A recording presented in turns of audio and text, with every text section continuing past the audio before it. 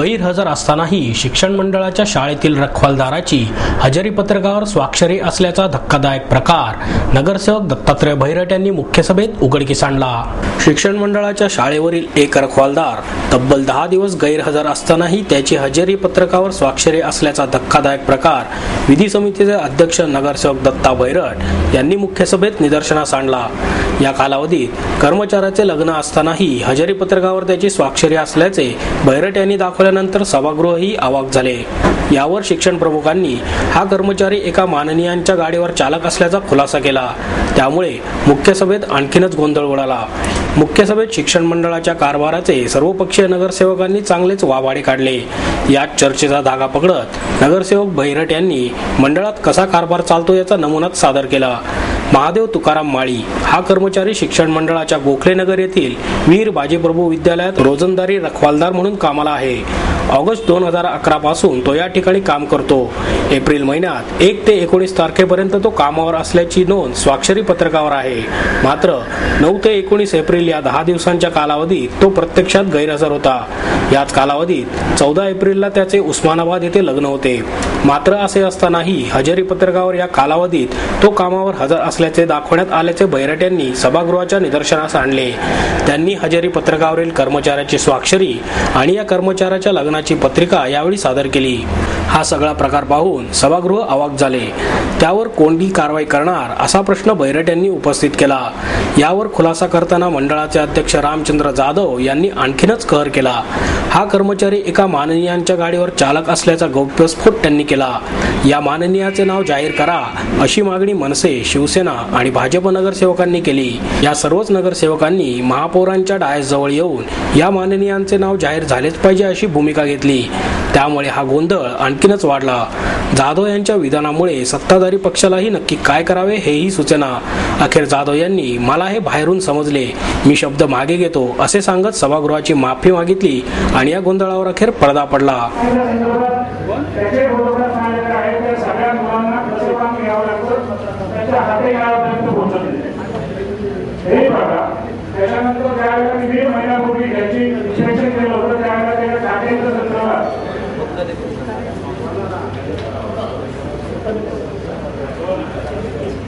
संदर्भात काय घोटाळा काढले त्या तिच्या घोटाळ्यांना झाकूनच नाही।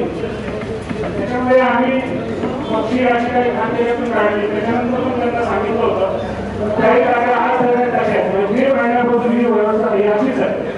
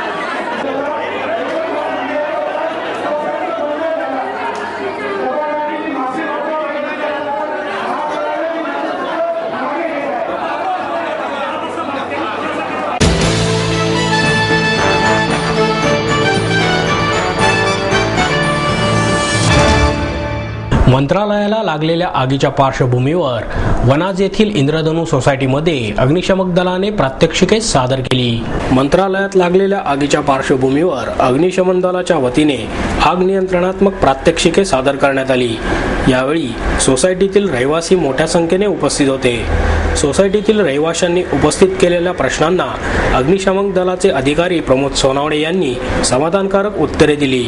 अग्निशमन दलाच्या अधिकाऱ्यांच्या सहकार्याने सोसायटीला आग लागल्यानंतर आपला जीव कसा वाचवायचा या उद्देशाने प्रात्यक्षिके सादर करून दाखवण्यात आली। अग्निशमन दलाचे प्रमोद सोनावणे यांनी आगीसारख्या आपत्तीप्रसंगी काळजी कशी घेण्यात यावी याचे देखील लोकशिक्षण दिले। अग्निशमन दलाचे प्रमोद सोनावणे, शशिकांत पवार, राजीव टिळेकर यांनी इंद्रधनु सोसायटीमध्ये थरारक प्रात्यक्षिके सादर केली।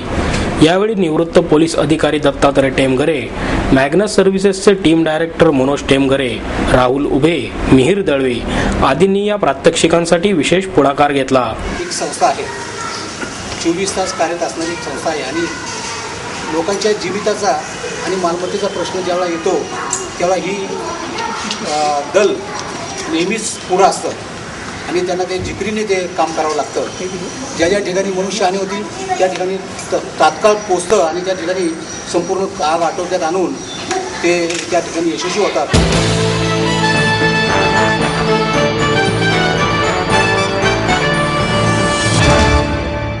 पेशव्यांचे वेदमूर्ती शिवराम भट चित्राव यांनी उभारलेल्या श्री ओंकारेश्वर मंदिराचा 275वा वर्धापन दिन भक्तिमय वातावरणात साजरा करण्यात आला। पुण्यातील पेशवेकालीन मंदिर म्हणून ओंकारेश्वर प्रसिद्ध आहे। पुण्याच्या पंचक्रोशीत ओंकारेश्वरासारखे दुसरे भव्य मंदिर नाही। पेशव्यांचे आध्यात्मिक गुरु वेदमूर्ती शिवराम भट चित्राव यांनी या मंदिराचे बांधकाम केले। पेशव्यांनी या मंदिरासाठी 1,40,000 रुपये दिले होते। दगडी बांधकामात मुख्य मंदिराची उभारणी झाली असून तटबंदी विटांनी बांधली आहे। मध्यभागी खुला चौक आहे। दीपमाळा, नंदी, झाडी यामुळे या मंदिराला रमणीयता प्राप्त झाली आहे। नर्मदेतून दगड आणून त्यापासून तयार केलेला बाण अर्थात शिवलिंग येथे स्थापण्यात आले आहे।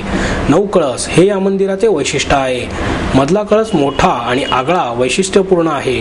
अष्टपैलू बांधणीचे या मंदिरास आतून घुमटाकार असून पूजापाठाच्या वेळी प्रतिध्वनीमुळे धीरगंभीर नाद होतो। ओंकाराचा जप करणाऱ्यांना याची अनुभूती येते। कात्रजच्या तलावातील पाण्याचे 5 झरे मंदिरासमोर एकत्र येतात। हे झरे एकत्रित करून शिवलिंगाखालून नदीपात्रात सोडले गेले आहेत। आजही 24 तास हे झरे वाहतात। चिमाजी अप्पा पेशवे आणि त्यांच्या पत्नी अर्णपूर्णाबाई यांची समाधीही मंदिरासमोर आहे। पानशेतच्या पुरातही या मंदिराला फारशी झळ बसली नाही। कळस 2 फूट राहील इतके पाणी ओंकारेश्वरावर होते। मंदिरासमोरील नदीचे छत्र मात्र पडले। 1970 पर्यंत या मंदिराच्या परिसरात स्मशान होते।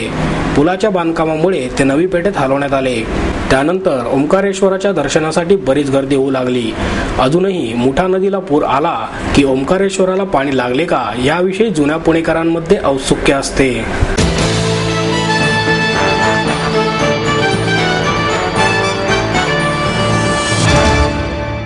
20,000 विद्यार्थ्यांना जातीचे दाखले दिल्याबद्दल विद्यार्थ्यांनी उपविभागीय अधिकारी अविनाश हदगल यांचा सत्कार करून त्यांचे आभार मानले।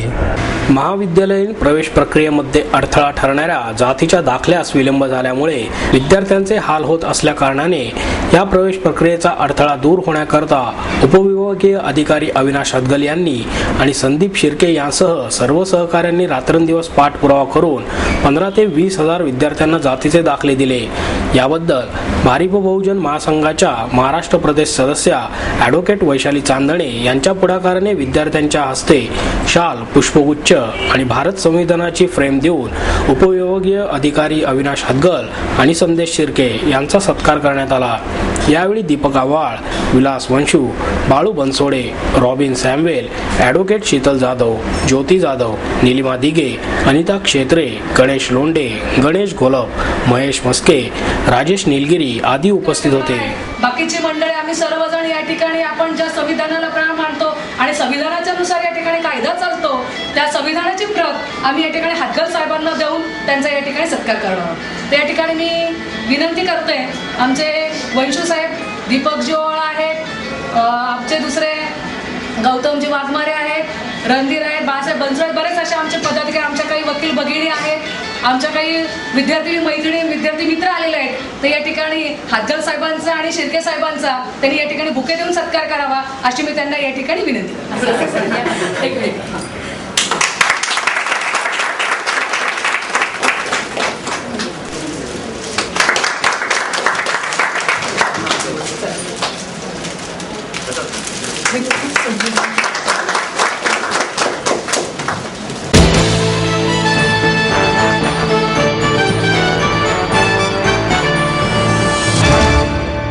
डॉक्टरांनी सुद्धा आता स्त्री भ्रूण हत्येविषयी जनजागृती करण्याची गरज आहे, असे मत गृहराज्यमंत्री सतेज पाटील यांनी व्यक्त केले.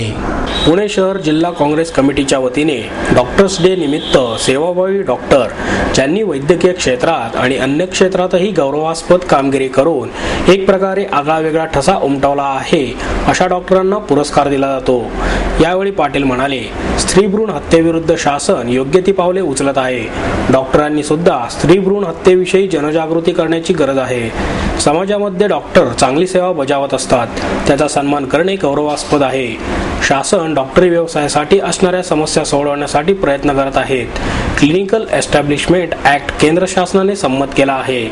या कार्यक्रमात doctor Kirti Apte, doctor Pradeep Khevsara, doctor Mukta Umarchi, doctor Jitendra Agarwal, doctor Mihir Suryavanshi, doctor Prakash Marathe, doctor Dilip Jain, doctor Abhay Mutha, doctor Somnath Pardeshi, doctor Siddharth Dhende, doctor Anil Varshe, doctor पवित्रा चव्हाण यांचा सन्मान गृहराज्यमंत्री सतेज पाटील यांच्या हस्ते करण्यात आला. यावेळी शहराध्यक्ष अभय छाजेड, उपमहापौर दीपक मानकर आदी मान्यवर उपस्थित होते. कुठेतरी या डॉक्टरांचं कौतुक निश्चितपणे व्हायला पाहिजे. त्यांच्याविषयी असणारी सहानुभूती, त्यांच्याविषयी असणारा आदर अव्यक्त व्हायला पाहिजे. याच्याकरता काँग्रेस कमिटीने या कार्यक्रमाचं आयोजन केले आणि या सत्काराला विशेष करून राज्याचे गृहराज्यमंत्री उपस्थित झालेले आहेत. आता डोळे मॅडमशी बोलत असताना एक विषय निश्चितपणे समोर आला. स्त्री भ्रूण हत्येच्या संदर्भामध्ये संपूर्ण मात्र या महाराष्ट्रामध्ये उरलेले, परंतु काही डॉक्टरांना ते अन्याय देखील होते. पुणे महानगरपालिकेचे आणि एसटी परदेशी या ठिकाणी आहेत. गोरगरिबाच्या जीवनामध्ये परिवर्तन करण्याचं काम करत असणारे डॉक्टर, विनाकारण त्यांना कोणी त्रास देण्याचं काम देखील पुढच्या कालावधीमध्ये करू नये. कारण की ही सेवा करणारे डॉक्टरचे काही हॉस्पिटल बंद व्हायला पाहिजे पुणे शहरामध्ये सारखे. खरोखर जर तसं करत असतील तर तुम्ही कारवाई करा. मग कोणाच्या हेवे दारामुळे जर करत असेल तर तिथे थांबण्याचा प्रयत्न देखील न्यायालयाचा आपण करायचा.